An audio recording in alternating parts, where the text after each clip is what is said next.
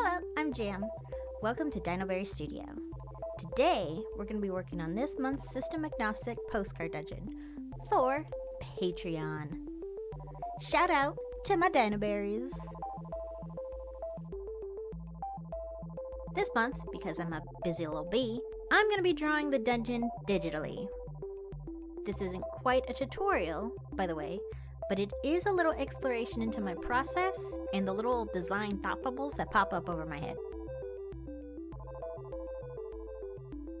To get a quick prompt for this month, I went to Code Beautify, just like last time, and I used the Pokemon type generator to get 2 random types.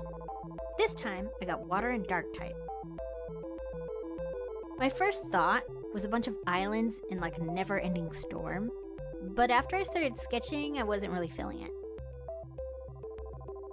So, I decided to try an isometric perspective with lots of waterfalls and some paths that underlap them. I definitely wanted to make traveling up and down the waterfalls a necessity too.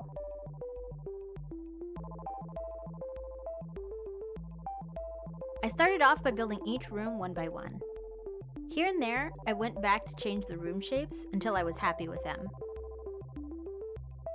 Planning the rooms would have gone smoother if I had made like a light sketch of the entire dungeon first, but I had the general idea in my head, so I just went for it and adjusted the rooms along the way.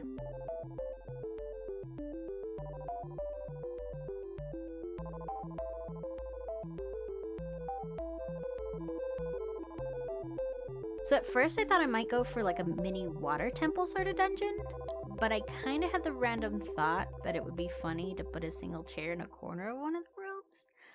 Don't ask me why it's funny, because I won't tell you. And if someone here asks in the comments, y'all better behave. I'm watching y'all. So anyway, adding that one chair just evolved into adding a room with like a big bookshelf and more little chairs and seating areas. At that point, I realized that maybe this could be more of a wizard's clubhouse than a temple. Like, maybe they use this place to train for dream magic, like practicing astral projection, battling insomnia, and sleepy potions and stuff. I thought this could be an interesting way to tie in darkness for the prompt. Like, darkness, sleepy time, nighttime, slumber magic. And that's when I decided to call this dungeon the Dreaming Temple.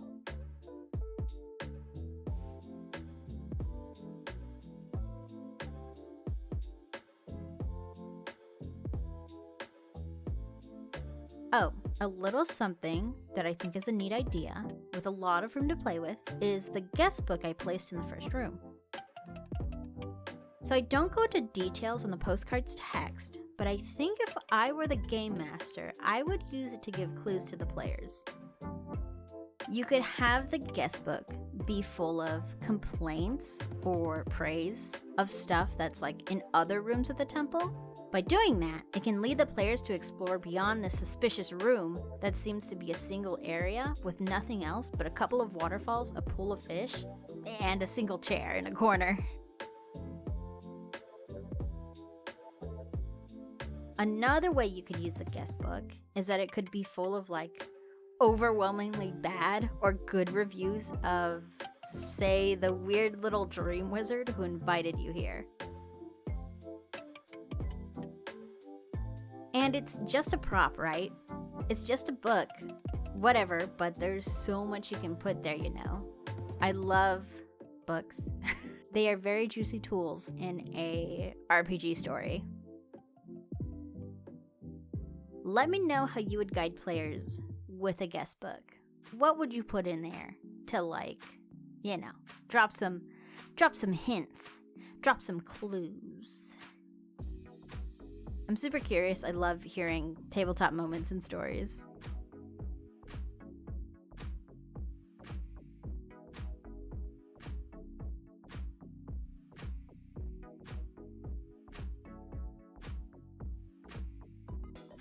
So unlike the last dungeon, I decided to describe the main object of power that can be found here. I called it the Dreamer's Crook. So keeping in mind that this is system agnostic, I don't give it any stats in the text.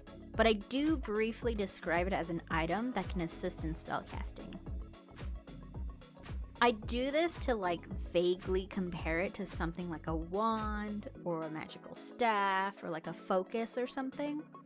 And by doing that, it should hopefully help the game master kind of interpret the power of the object, so they can start off with stats from a similar item already established in their system that kind of fits the description. And they can use that as a very good starting point. I also describe a couple things that make the Dreamer's Crook a little special, a little unique. It will hum a lullaby when it's held, and it has the power to record and project visions of people's dreams. The Fanta fish was a lot of fun to draw and include. Mostly just because I love fish. Fish are cute. They're wet. They're little guys. They're just, some of them are big, but they're in the context of an ocean, a fish is kind of small. So this is a little guy. They're just big, wet little guys. I love fish. Sorry. I wanted to add something else that the players could be encouraged to take away with them, to trade or keep, besides a special object, either because they're just cute little fish friends or because they have such a niche value and purpose. Same goes for the books I kind of scattered throughout the dungeon. You'll see later that I add a fun little table that the players can roll on. It lists romance novel collections that'll put anyone to sleep.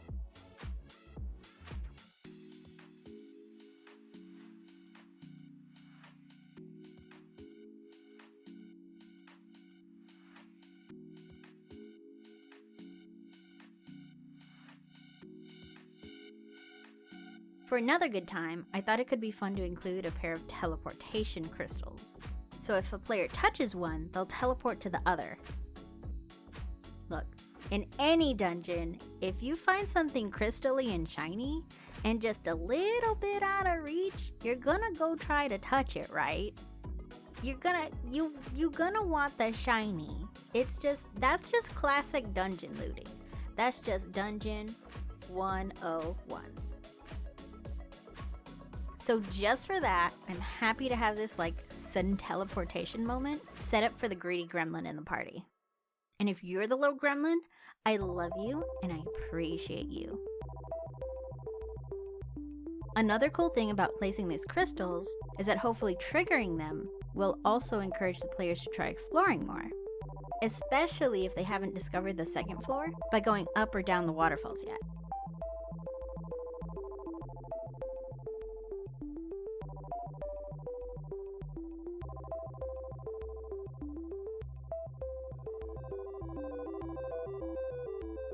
By the way, the mosaic lines I use here on the right and left borders and under the title are from Artifact Forge's Mosaic Maker Toolkit.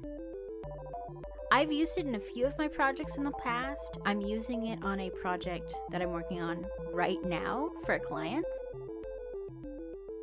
If you're drawing dungeons or creating fantasy artwork, it's a great set of tools. I personally use the Affinity Suite version, but it's available for Illustrator too.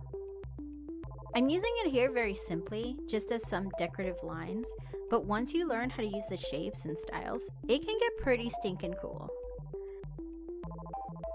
I'll leave a link to one of their tutorials in the description. I'd love to try illustrating a dungeon by just using the tools and patterns from this kit, but let me know if that sounds fun to y'all. I think it could be a fun challenge.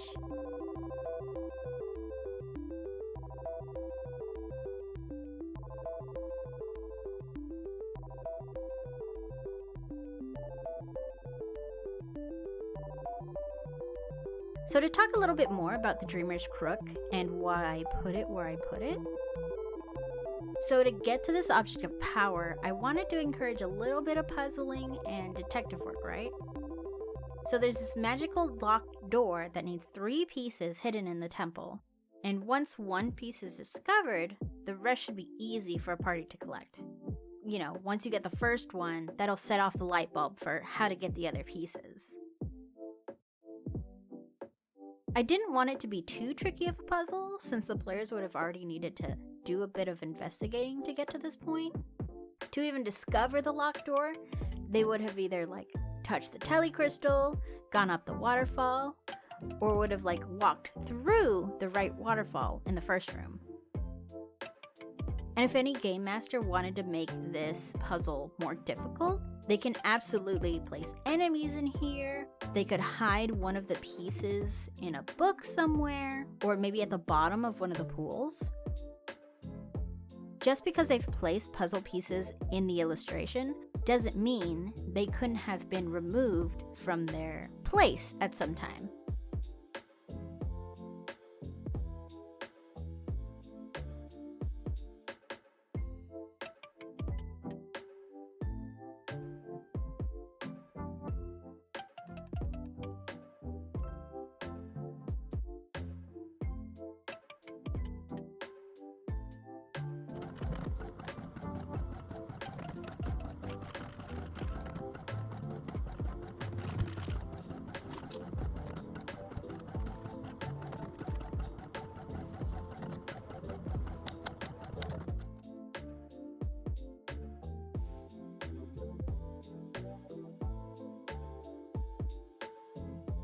That's the test prints all done.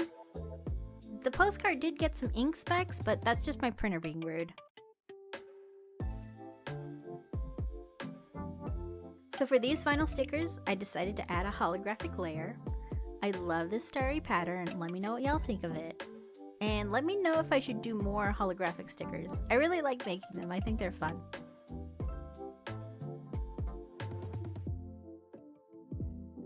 I really enjoyed creating the map and sticker art for this dungeon, and I hope y'all liked it too.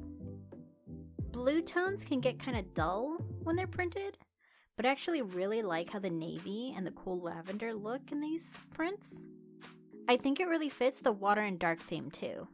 I really like using the Pokemon type generator because it's just vague enough to like only spark ideas and not hand anything over to me.